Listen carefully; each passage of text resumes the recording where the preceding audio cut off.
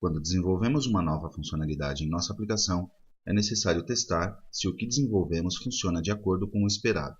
Mas também é importante testar novamente a aplicação inteira após essa alteração, para garantir que o que já tínhamos funcionando continua se comportando corretamente. À medida que a aplicação cresce, esse tipo de tarefa pode tornar-se mais tediosa, já que é cada vez mais o que é necessário testar novamente, e também mais caro, já que cada vez consomem mais tempo. GNexus nos ajuda nessa frente, dando-nos funcionalidades para poder criar e executar testes automáticos, tanto unitários quanto de interface, de forma a ser possível reduzir parte do trabalho manual de verificação. Os testes unitários nos permitem testar uma parte da aplicação isoladamente. Isto se aplica a testes em procedimentos, data providers e business components. Em suma, os componentes em que deveria residir a lógica de negócios de nossa aplicação. O teste de interface nos permite criar testes simulando as ações de um usuário no browser, de maneira a poder testar fluxos completos da aplicação. Vamos nos concentrar nos testes unitários, e vamos fazê-lo com um exemplo muito básico. Temos um procedimento que calcula um desconto. Basicamente, aplica uma porcentagem de desconto a um preço, que será utilizado para calcular promoções na agência de viagens. O procedimento tem dois parâmetros de entrada, o preço a descontar e a porcentagem de desconto. E tem um parâmetro de saída, que é o preço com desconto. O que este procedimento faria, por exemplo, é que se passarmos um preço de 100 e um desconto de 10%, nos devolveria o preço com desconto, que seria de 90. Aqui podemos ver a implementação do procedimento. Agora, como faríamos para testar que este procedimento funciona da maneira esperada? Ou seja, que dado um preço e uma porcentagem, me devolva o preço ajustado correto. Poderíamos fazer uma tela que nos permita inserir os valores do preço e o desconto. Colocamos um botão que chama o procedimento e nos mostra o valor do preço com desconto na tela. Desta forma, poderíamos testar de forma interativa que o procedimento se comporta como queremos. Poderíamos também, se não, programar um procedimento, onde chamamos este ProcDiscount com diferentes parâmetros e vamos imprimindo no console o resultado, de forma também a poder verificar ali que o resultado é o esperado. Agora bem, essa forma de testar é cara, já que tem que criar uma tela, inserir os valores manualmente e avaliar o resultado. E isto faríamos na máquina onde estamos desenvolvendo. Mas então, se estivermos satisfeitos por se comportar bem e integrarmos nosso trabalho ao do restante da equipe, teremos que voltar a testar para ver que ficou bem integrado. A ideia dos testes unitários é poder automatizar este trabalho para evitar o retrabalho e simplificar a tarefa. Vamos então criar um teste unitário sobre o nosso procedimento, e para isso daremos um clique com o botão direito do mouse sobre o objeto e escolheremos a opção Create Unit Test. Ao criar o teste unitário, são criados 3 objetos, os veremos em detalhes.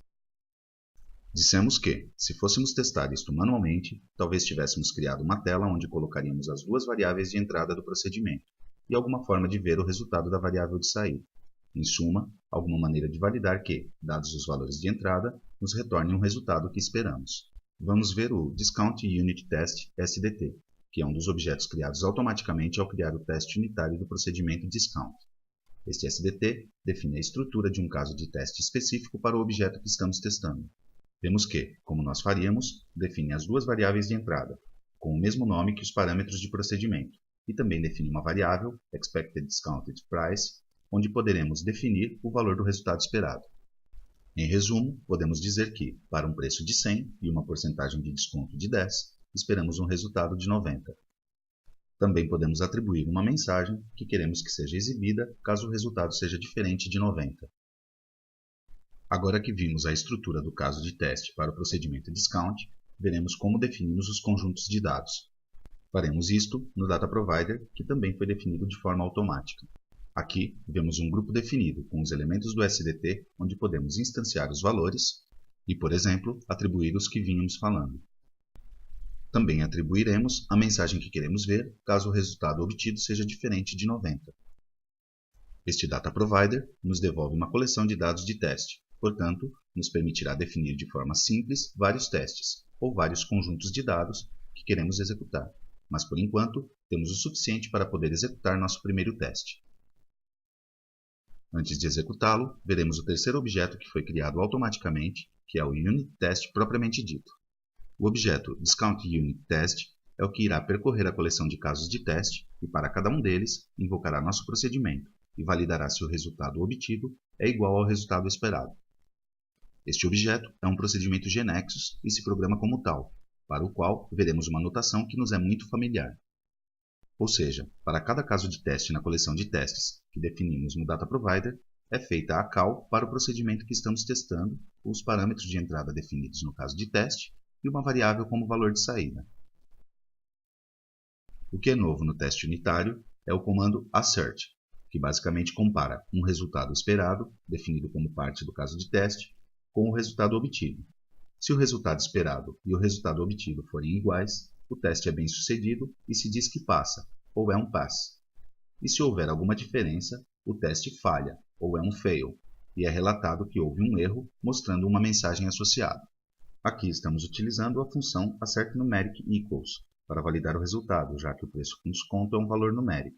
Mas há também a possibilidade de utilizar assertBool_equals para comparar valores booleanos ou assertString_equals, que nos permite comparar texto e, portanto, qualquer tipo de dados mais complexo. Agora que vimos os três objetos que foram criados automaticamente ao criar nosso teste unitário, que carregamos os dados para o nosso primeiro caso de teste, vamos executar o teste clicando com o botão direito e escolhendo a opção Run this test. Uma vez que o teste conclui a execução, veremos uma nova janela, chamada Test Results, onde podemos ver que nosso teste Discount Unit Test foi executado e que o resultado foi bem sucedido, pois está marcado em verde. Também nos dá informações sobre o tempo de execução do teste. Abaixo, no setor Execution Detail, veremos uma linha para cada assert que haja em nosso teste. Para cada um, podemos ver o resultado esperado, o resultado obtido e também a marca verde ou vermelha, de acordo se o assert falhou ou passou. Caso o assert falhe, veremos a mensagem que definimos em nosso caso de teste. Agora que fizemos nosso primeiro teste bem sucedido e vimos que é simples definir um caso de teste, definiremos outros casos em nosso Data Provider. A seleção dos dados a serem testados é uma tarefa importante e uma boa oportunidade para colaborar com o tester da equipe a fim de definir os testes que nos dão uma melhor cobertura. Neste caso, escolhemos um caso qualquer e simples, aplicar um desconto de 10% a um preço de 100.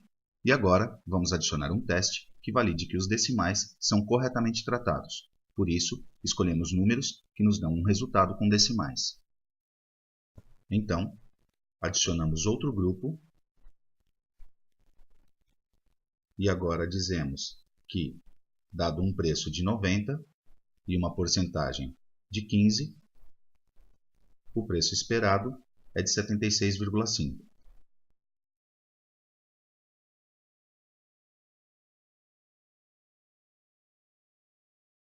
E novamente executamos nosso teste.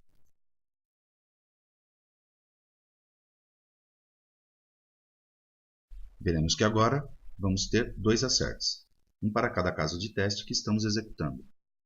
Agora vemos que, para nossa surpresa, que o teste não foi bem sucedido.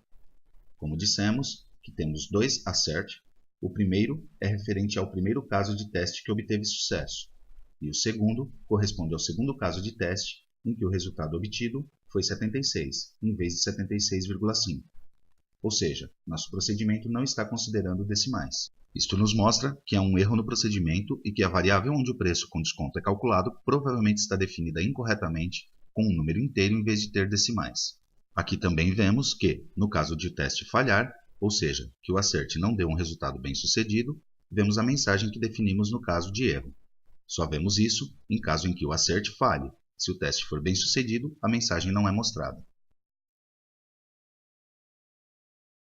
Sabendo que temos um problema na definição da variável de saída do nosso procedimento, vamos editá-lo. E vemos que a variável na verdade não foi definida. Agora, a definimos corretamente com base no domínio price. Depois de corrigir a variável, executamos o teste novamente e vemos que agora ele é bem sucedido. Para este exemplo, eu trapaceei um pouco, porque quando definimos o teste unitário, os tipos de dados dos elementos do SDT são definidos com o mesmo tipo de dados que os do procedimento a ser testado.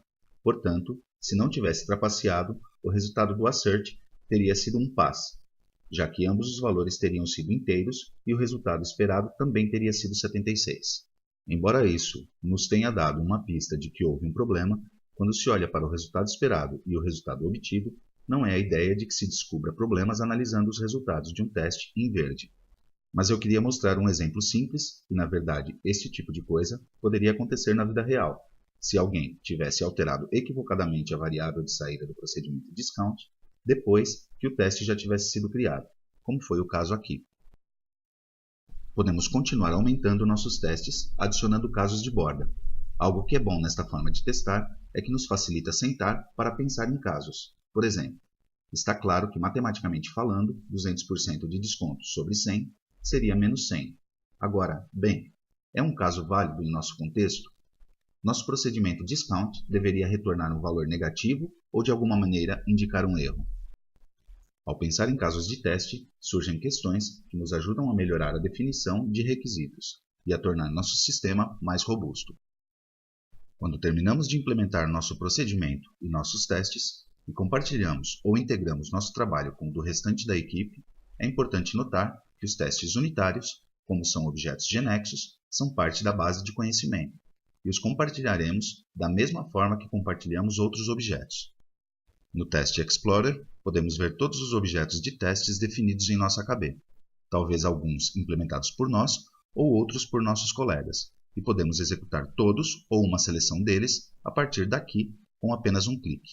Se amanhã nós ou outro desenvolvedor tivermos que modificar o procedimento de discount, irá fazê-lo mais tranquilo, porque se danifica algo, ou seja, se o resultado obtido para os mesmos parâmetros de entrada for diferente do anterior, o teste falhará e o problema será detectado cedo. Embora tenhamos visto exemplos muito básicos, podemos testar todos os tipos de procedimentos, data providers e business components desta maneira. Podemos realizar testes muito mais complexos, utilizando dados reais de nossa aplicação, seja em uma base de dados real ou simulada, e cobrindo a validação de uma parte muito importante de nossa aplicação.